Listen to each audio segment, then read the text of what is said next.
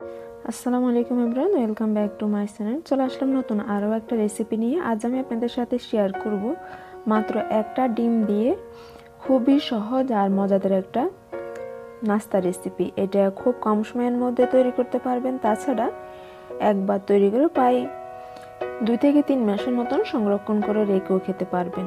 এটা বাচ্চাদের টিফিন কিংবা বিকেলে চায়ের সাথে নাস্তার জন্য একেবারে ঝটপট আর মজাদার একটা স্ন্যাক্স রেসিপি। আশা করি আপনাদের ভালো লাগবে। এর জন্য আমি একটা মিক্সিং বোলের মধ্যে নিয়ে নিচ্ছি ডিম। যদি আপনারা বেশি পরিমাণে তৈরি করতে চান তাহলে ডিমের পরিমাণটা বাড়িয়ে দিতে পারেন। এর মধ্যে এখন দিয়ে দিচ্ছি 1/2 কাপ পরিমাণে চিনি, তবে আপনারা ইচ্ছালে আর একটু কমিয়েও দিতে পারেন। সেক্ষেত্রে 1/3 কাপ পরিমাণে দিলে হবে। এখন দিয়ে দিলাম 1/2 চা চামচ পরিমাণে লবণ। লবণটা একেবারে যার যার টেস্ট অনুযায়ী। এখন চিনিটাকে ডিমের সাথে খুব ভালোভাবে মিশিয়ে নিচ্ছি। যতক্ষণ পর্যন্ত না চিনিটা গলে যাচ্ছে ততক্ষণ পর্যন্ত এটাকে খুব ভালোভাবে মিশিয়ে নেবেন। তা না হলে কিন্তু পিঠাটা ভালো হবে না। তাই 3 থেকে 4 মিনিটের মতন এটাকে খুব ভালোভাবে মিশিয়ে চিনিটা গলিয়ে নিলেই হবে। এখন আমি এর মধ্যে দিয়ে দিচ্ছি 1/4 কাপ পরিমাণের সুজি। এটা কাঁচা সুজিটা আমি ব্যবহার করলাম। এখন দিয়ে দিচ্ছি 1 কাপ পরিমাণের ময়দা। যদি হাতের কাছে ময়দা না থাকে তাহলে আটাও ব্যবহার করতে পারবেন, তবে সেই ক্ষেত্রে সাদা আটাটা নিতে চেষ্টা করবেন। এখন এই সবগুলো উপকরণকে আমি খুব ভালো করে মাখা নিচ্ছি। এর মধ্যে কিন্তু আর অন্য কোনো উপকরণ লাগবে না। এই অনলি কয়েকটা উপকরণ দিয়ে আপনারা এই মজাদার নাস্তাটা তৈরি করতে পারবেন। খুব ভালোভাবে মিশিয়ে নিচ্ছি। যদি এটা খুব বেশি ড্রাই হয় তাহলে সেক্ষেত্রে 1 টেবিল চামচ কিংবা 1.5 টেবিল চামচ পরিমাণের তরল দুধ অ্যাড করতে পারেন, তবে চেষ্টা করবেন পানিটা অ্যাড না করার জন্য। আমি খুব ভালোভাবে মিশিয়ে নিলাম আর এটা আমার পারফেক্টলি রেডি। তবে ময়দার পরিমাণটা একসাথে বেশি না দিয়ে অল্প অল্প পরিমাণের মিশিয়ে নিতেও পারেন। আর এই পিঠা তৈরি করতে কিন্তু তেমন একটা সময়ের প্রয়োজন হয় না, খুব কম সময়ের মধ্যে ঝটপটভাবে তৈরি করে নেওয়া যায়। তাছাড়া একসাথেও বেশি পরিমাণে তৈরি করে আপনারা একটা এয়ারড্রপ বক্সে ভরে প্রায় 2-3 মাসের মতন সংরক্ষণ করতে পারবেন। এটা নষ্ট হবে না, ভালোই থাকবে। ফ্রিজে রাখারও কোনো প্রয়োজন নাই। খামিটাকে খুব ভালোভাবে মতে আমি 2 ভাগ করে নিলাম। 1 ভাগ এক সাইডে রেখে বাকি অংশ দিয়ে আমি এখন পিঠাটা তৈরি করে নিচ্ছি। এটাকে প্রথমে হাত দিয়ে একটু লম্বা করে নিলাম, এরপর আবার মাছ বরাবর পিস করে এক সাইডে রেখে দিলাম।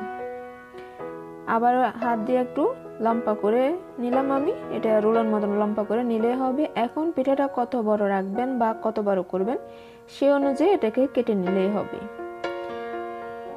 এটা ছোট বড় যার যার ইচ্ছে অনুযায়ী বা পছন্দ অনুযায়ী তৈরি করতে পারবেন। আমি একটা নাইফের সাহায্যে এটাকে ছোট ছোট আকারে প্রথমে কেটে নিলাম।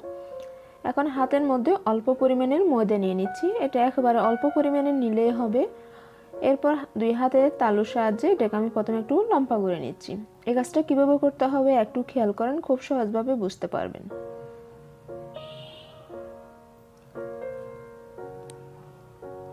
আমি একইভাবে সবগুলা পিঠা তৈরি করে নিব। আর প্রথম পর্যায়ে হাতের মধ্যে অল্প পরিমাণে ময়দা দেওয়ার প্রয়োজন হলেও পরবর্তীতে কিন্তু আর প্রয়োজন হবে না। এই পিঠা তৈরি করা আসলে একেবারে সহজ। তাছাড়া যেহেতু কম উপকরণ দিয়ে এটা তৈরি করে নেওয়া যায়, তাই আশা করি আপনাদের আজকের রেসিপি ভালো লাগবে। আর আমি সেমভাবে সবগুলো পিঠা তৈরি করে নিচ্ছি। আকারটা আপনাদের ইচ্ছে অনুযায়ী এর থেকে একটু বড় কিংবা ছোটও করতে পারেন, একেবারে যার যার পছন্দ অনুযায়ী। আমি সবগুলো পিঠা তৈরি করে নিলাম। অন্যদিকে চুলে একটা প্যান বসিয়ে পর্যাপ্ত পরিমাণে তেল দিয়ে আমি তেলটাকে প্রথমে গরম করে নিলাম। অতিরিক্ত গরম করা যাবে না, মোটামুটি গরম হয়ে আসলে পিঠাগুলো দিয়ে দিতে হবে। তবে একটু সাবধানে দিবেন, যেহেতু তেল এখন গরমই থাকবে। অতিরিক্ত তেলটা গরম না করাটা বেটার, এতে কিন্তু কালার চলে আসবে আর পিঠাটা মচমচে হবে না। তাই চুলার আঁচটাকে কমিয়ে হালকা গরম করে তেলটাকে পিঠাগুলো দিয়ে দিবেন। দিয়ে দেওয়ার সাথে সাথে উল্টে দেওয়ার প্রয়োজন নেই, 1 মিনিটের মতন অপেক্ষা করলেই হবে। যখন পিঠাগুলো উপর দিকে ভেসে উঠবে এভাবে, তখন এগুলোকে উল্টে দিতে হবে। আর দড়িয়ে নাড়াচাড়া করার কোনো প্রয়োজন নেই। এগুলোকে 1 মিনিটের মতন জাস্ট এভাবে রেখে দিবেন। আর 1 মিনিট পর যখন দেখবেন সবগুলো পিঠা উপর দিকে ভেসে উঠবে, তখন এগুলোকে একটা কাঠি কিংবা চামচের সাহায্যে উল্টিয়ে দিবেন। এরপর চুলাসটাকে মিডিয়াম থেকে একটু কমিয়ে পছন্দের কালার অনুযায়ী পিঠাগুলোকে উল্টে পাল্টে ভেজে নিতে পারবেন। যার যেমনটা পছন্দ সেই অনুযায়ী ভেজে নিলেই হবে। তবে অতিরিক্ত কালার না করাটা বেটার, কারণ পিঠাগুলো চুলা থেকে নামিয়ে নেওয়ার পর আরও কিছুটা কালার আসবে। আমি এগুলোকে আমার পছন্দের কালার অনুযায়ী উল্টে পাল্টে ভেজে নিচ্ছি।